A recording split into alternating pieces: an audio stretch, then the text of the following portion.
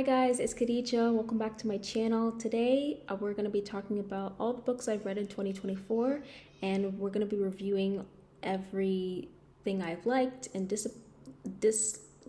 disappointed about in all the books I've read this year. So yeah, without further ado, let's jump right into it. I read a total of over about 10 books this year. So yeah, without any further ado, let's go ahead and get started. First book I read this year was a book by Kiera Cass, which she's like an auto-buy author for me. Like I've read almost all of her books. I read the whole selection series and her novellas. I've loved the selection so much, and I've also read her other books called The Betrothed, and her second book, which is The Betrayed. It's a duology. But the one that I read this year was called A Thousand Heartbeats. This was in January this year. It's a fantasy. It's her first fantasy novel. And I personally did not enjoy it. I was very disappointed in it. This is just a me thing. I'm not a huge fantasy person, so I was very out of the book. And yeah, it was okay. It wasn't. I honestly returned it to the store because I couldn't get into it. And also it's a big chunker, which she doesn't normally write. She usually writes about 300 pages, 200, 300 pages. So this is her first big book, but even so, like, I couldn't get into the book. So I gave it about a 2 stars, 2 out of 5 stars. So yeah, disappointing. The next book I read this year, at least from what I remember, it's called Charming as a Verb, and this is by Ben Phillip. He's a Canadian Black author. I really like this book. This book follows Harry Haltywagger. It's been a couple months, so I don't actually remember, but it follows this guy named Henry. He's Haitian American from living in New York, and he meets his classmate. Her name is Corinne. Those two are very polar opposites from the spectrum. Like, she's very introverted and, a little bit witty and stuff like that, and he's more extroverted and stuff like that. But basically, Corinne convinces Henry to make her popular, get her out of her social bubble, so that she can get accepted into this Ivy League school, because the school is looking for that. So they team up. He gets her to come out of her shell a little bit more, but as that progresses, they start to develop feelings for one another, and things go from there. I gave it a 3 star. I think I give it like a 3.5 star. I think the book was pretty good. Actually, I think it's more of a 3-star book for me, but I think the book is fine. I think their chemistry was cute, but I think the second half of the book took me out of it. I dragged on the book, but the first half of the book was really great. It's just like the second half of the book like took me out, and I had to skip to the end just to like see where it's going, because like part of me was knew that it wasn't going to work out. Like part of me knew that the relationship was going to end, and but you'll have to read the book. I would still recommend the book to anybody who's interested. I think it's a great read, and yeah, and it's really good representation of Black teen love, because oftentimes you don't always see Black love being represented in a healthy way. It usually has to do with some form of trauma, but I really like that the book didn't go that route, which was so nice, especially like at like a high school love story. It was really refreshing, and so needed in this time, because like been there, done that, you know what I mean? So it was really great representation. And also the relationship reminded me of Miles and Gwen from the Spider-Verse films, and I love their relationship. They're an interracial relationship dynamic, but still it gave off that vibe for me. So I would recommend it to anybody if you're looking for like a high school YA, a young adult sort of romance type of book. But yeah, that's Charming as a Verb. All right, the next book I read this year was Turtles All the Way Down by John Green. I love that book. I go on my YouTube channel. If you look at my YouTube channel, I did a full review on Turtles All the Way Down on my YouTube channel. So if you want to check that out, you can. But yeah, I gave it my original review was a 5 out of 5 stars, but I think I'm gonna dunk it down to a 4.5 out of 5 stars because I think like the last 50 pages, 30 to 50 pages felt a little slow for me, and also the ending. If you've seen the review video, you know. But yeah, I still recommend it to anybody. It's such a great book. It follows Aza. She is a high school girl living with OCD, obsessive compulsive disorder, and you know, it like her day-to-day life, like living with this condition, you know. And yeah, it's such a sweet story, and I love her friendship with the Daisy, who's her best friend, and you know, the little relationship she has with Davis, her boyfriend. And you know, it's just a really great story. You know, it gets a little dark at times, like with the OCD, and like it's very like severe and stuff, but I highly recommend it. And I think some people who struggle with OCD, or you don't even have to struggle with it, you know, it's just like, for me, it was like a learning experience, just to understand like what people with OCD have to deal with. And it was very informative, and I got in educational in a way that you don't often see in like young adult fiction. So it was really refreshing. I feel like I just talked with an English accent just a second ago, but anyways, highly recommend Turtles All the Way Down. I might probably read almost all of his books. This is my first John Green book, but I'll probably read more of his books later in the future. If you guys have any suggestions, put it in the comments. There are some books from John Green that I probably won't pick up, but other than that, yeah, put some suggestions in the comments. All right, next book. All right, the next book I read this is probably my favorite book so far this year, Malibu Rising. Love Malibu Rising. This book is by Taylor Jenkins Reid, who also wrote the popular book Seven Husbands of Evelyn Hugo. I have not read that one.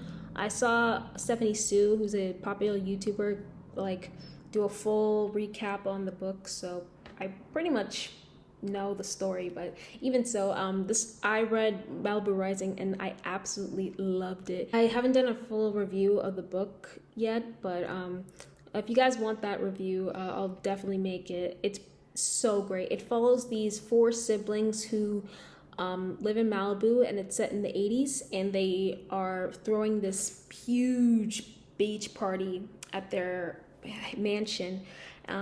And yeah, it's not just that. There's also flashbacks to their parents and how they met, and you know, their father is a musician. He's always touring, and like their relationship, and you know what the mom has to deal with raising, you know, 4 kids, and like it's a lot for her. But it's so well written. Taylor Jenkins Reid is such an amazing writer. She really gets you immersed in these stories and these characters, which is so great. I love when an author is able to do that. You know, you're doing something right. Like, she's such a talented writer. And yeah, I'll pretty much I'm currently reading Carrie Soto's Back, which not necessarily a continuation of Malibu Rising, but like there's a character in the book. This is not a spoiler, but there's a character named Carrie Soto, and she has her own book, Carrie Soto is Back, which is like a sports book. And yeah, I'm currently reading that, and so far I'm enjoying it, and it's again very informative. The sport is tennis, so I'm learning a little bit more about tennis as I'm reading that book. But Yeah, I love Malibu Rising. That's probably my favorite book this year, in the first half of the year. So yeah, I highly recommend you pick up Malibu Rising. It's a great summer read for this year. The last book that I want to talk about, I wouldn't necessarily consider it my favorite book, and it's not my least favorite book either. I'm gonna get to the disappointing reads soon, but I just want to address this book because it's very heavy, and that is My Dark Vanessa, written by Kate Elizabeth Russell. This book follows a girl, Vanessa, who is having an affair with her teacher, her English teacher, who's in his 40s. And she's 15 at the start of the book, and he's 42, and it's very inappropriate, and like the book gets really explicit with some of the scenes, some of the parts in the book that get really explicit. It says a trigger warning, sexual assaults, sexual harassment, you know, age gap sort of relationship, whatever you call it, perversion, pedophilia, that's the word I'm looking for. Yeah, pedophilia, sexual harassment. Yeah, those are like the two heavy books. Actually, it's not sexual harassment technically, but it's mostly sexual assault, and pedophilia. Those are like the two big topics of the book, but it's a very heavy read. But I don't have a ton to say about that book because when I finished it, I just felt kind of numb, and like part of me felt like I wanted the book to be over. So it's not that I hated it in some way, because like I get that it's supposed to be very, it's a commentary on, you know, underage relationships, teacher-student relationships especially, and it's not supposed to be a romanticized book. The book is not written as a romantic book. It's written as addressing pedophilia, addressing these teachers who take advantage of their students, especially like I forget the teacher's name, but he takes advantage of Vanessa numerous times. He starts a relationship with her even while she's still in high school, and it's very inappropriate. It's very disgusting. But the thing is with Vanessa, she doesn't know that she's being abused. She doesn't know, you know, because like she's very young and she doesn't know anything. So the relationship goes on up until she's in her 30s. So like I know, oof, it's crazy, but it's very heartbreaking. It's a heartbreaking story, and I think it's a very important story, you know, but it's not for everybody. I recommend people, if you're mature enough to read it, like be warned, because this book gets really dark. I had to take a couple breaks from reading this book because it's heavy. It's not pretty. It's not cute. It's very heavy. But yeah, be warned. If you're interested in reading books like that, I recommend My Dark Vanessa, but I understand it's not for everybody. I would say it's not as dark as A Little Life, because I've heard people who have read A Little Life and they say it's the darkest book they've ever read, but I haven't read it myself. But maybe it is darker. Who knows? But this is from a female's perspective. Also, I've heard that the book is inspired by Lolita, which a book that came out years ago, like I don't know, in the 50s. But that follows like a male's perspective. But it's basically Lolita, but from a woman's perspective. But yeah. I wouldn't say like highly recommend, but if you are interested in picking up My Dark Vanessa, I'll put that on the screen.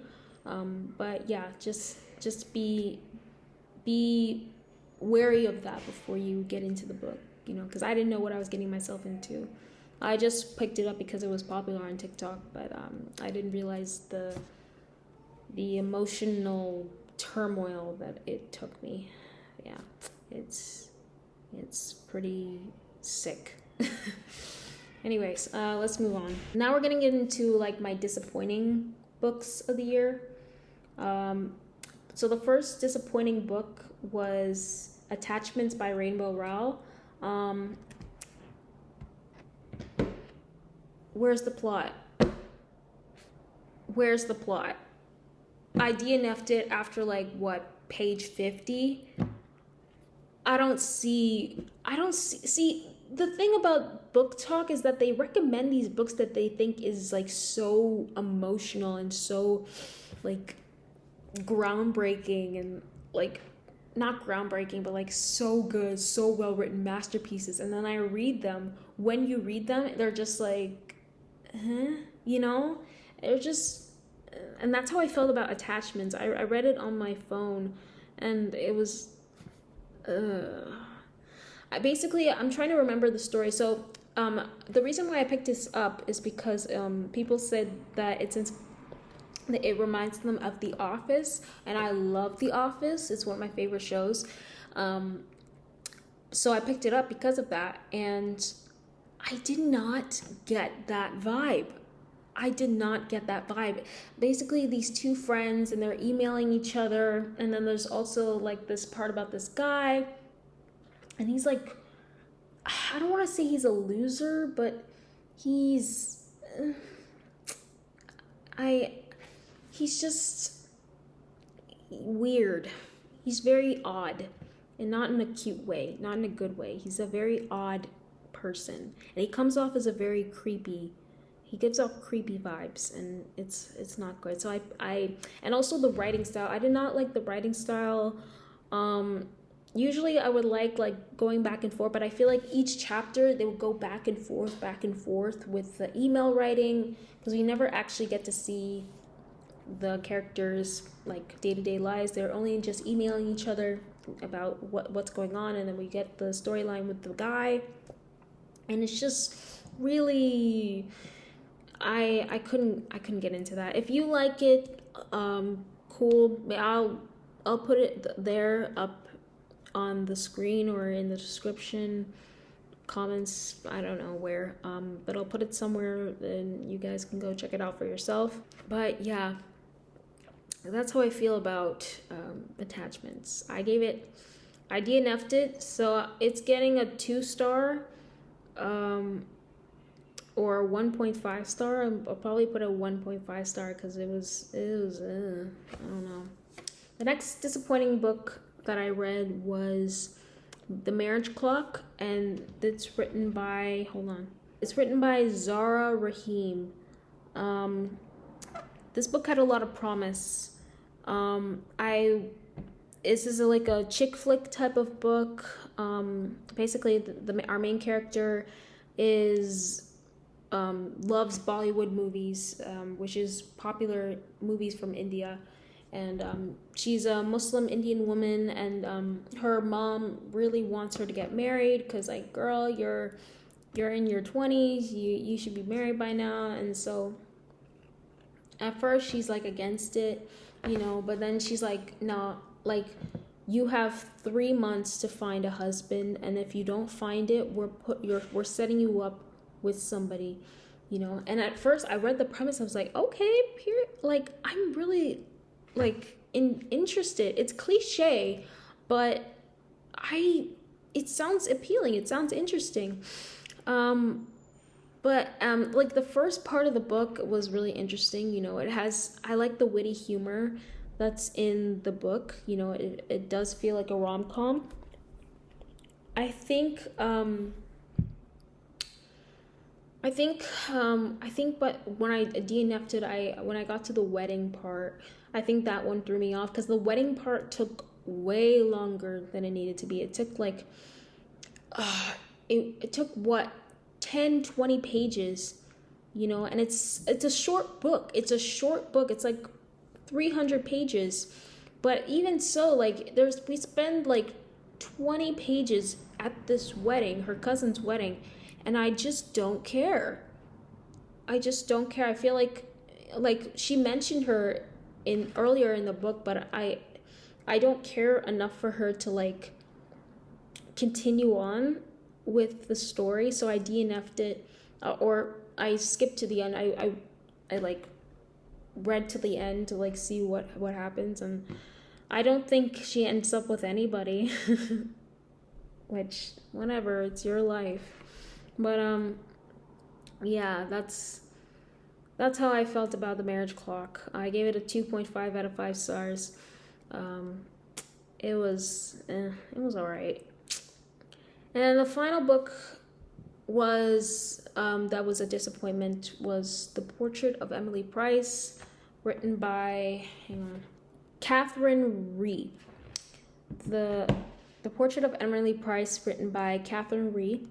I think I remember the book following this woman who is engaged to this Italian man, and then she's going to go to Italy to meet his family. And I really like that plot. I think it was giving me My Big Fat Greek Wedding vibes, like the movie.